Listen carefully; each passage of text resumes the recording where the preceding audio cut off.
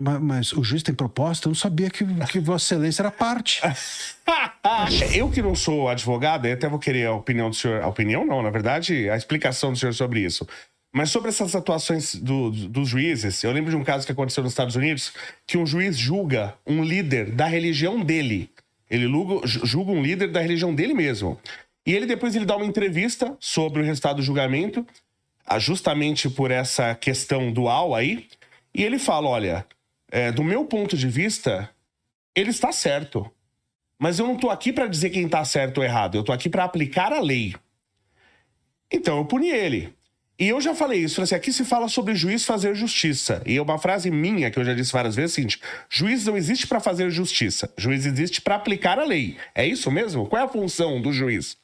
É isso. A função do juiz é aplicar a lei ao caso concreto. A lei é sempre abstrata. E ela precisa ser abstrata numa sociedade complexa como a nossa.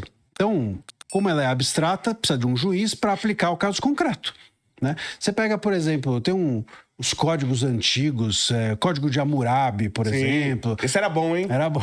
Esse eu gostava. Não fez, era a lei de talhão, né? Roubou corta-mão. Isso aí era bom. Era melhor nessa época, viu? E aí tinha coisas assim, como, por exemplo, tem uns artigos ótimos que se o cara roubar uma saca de arroz no quintal da Maria, sabe assim? Pô, e se não for do quintal da Maria?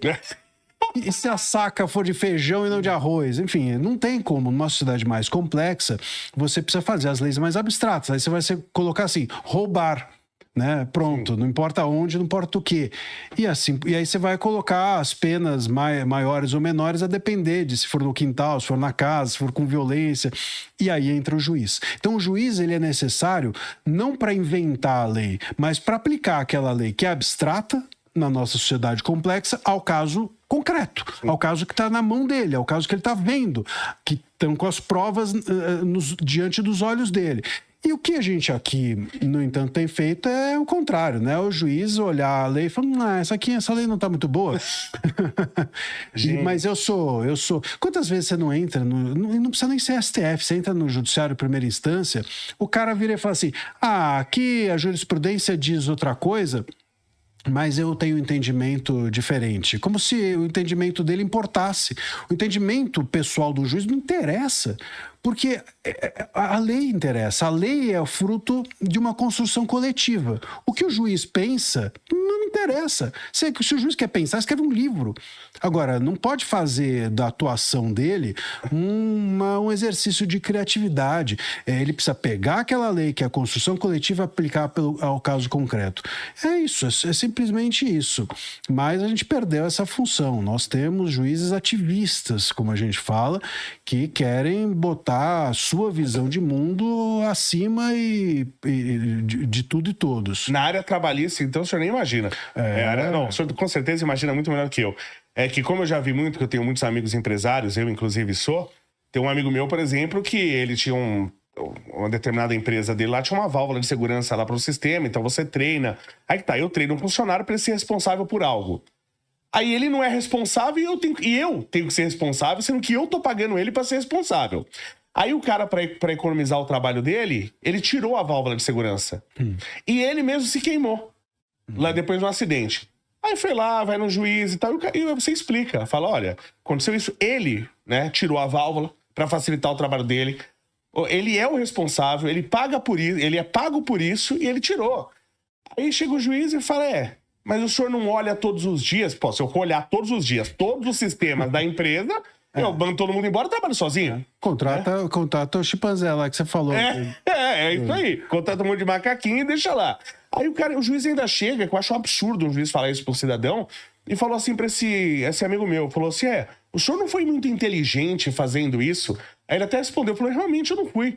Porque eu tava com meu dinheiro lá no banco, rendendo juros altos nesse Brasil, e eu fui burro de querer tirar o meu dinheiro e investir pra gerar emprego nesse país.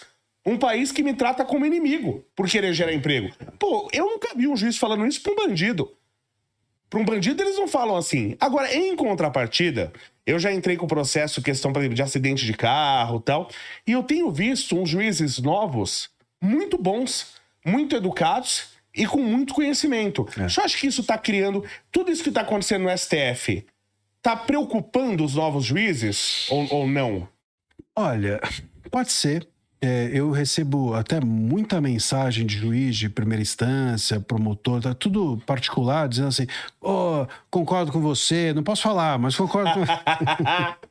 Então, a gente vê, sim, juízes tendo uma visão diferente da do STF. Mas eu acho que não é só isso.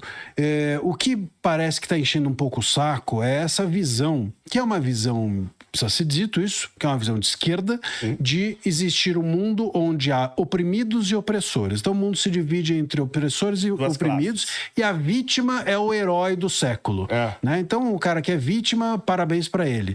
É disso que se trata. Isso, a Justiça do Trabalho, ela é muito voltada a isso. As leis trabalhistas todas são feitas a partir da visão de que o trabalhador é um coitado, vítima da sociedade e do empregador. O empregador é um sacana. Sempre um malvado. Malvado. Opressor capitalista. Exatamente. E vou te falar, viu? Melhorou até um pouquinho do que era 20 anos atrás. Sim, então. Mas por que esses juízes mais novos olham para isso e falam assim, pô, isso daqui não dá para ser assim. Isso daqui tá demais. Sim. Isso aqui é um pouco de exagero, sabe?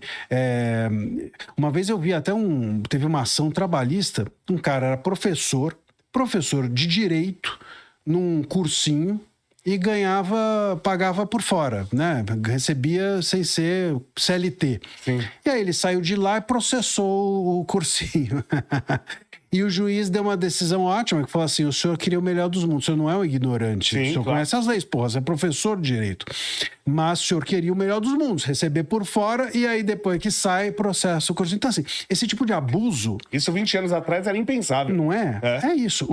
Esse tipo de abuso hoje os juízes reconhecem melhor, sobretudo os mais novos, porque eu acho que encheu um pouco o saco mesmo dessa ideia de oprimido e opressor, o mundo dividido dessa forma. Acho que as pessoas estão um pouco cansadas disso. Uma vez eu estava numa audiência trabalhista e um juiz chegou e eu não faço trabalhista, mas era um caso muito especial e eu fui.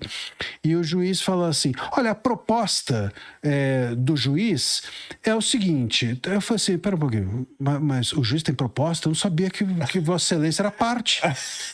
Achei que era o árbitro.